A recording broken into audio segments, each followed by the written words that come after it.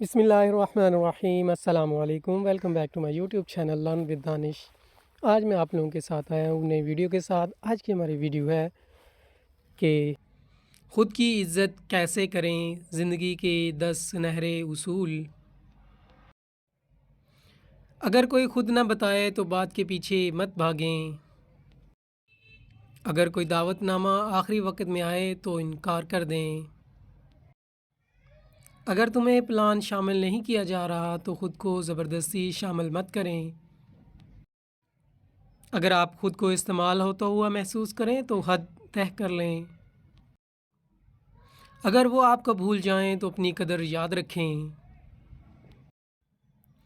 अगर आपकी कोशिश की कदर नहीं की जा रही तो एक कदम पीछे हट जाना ही बेहतर है।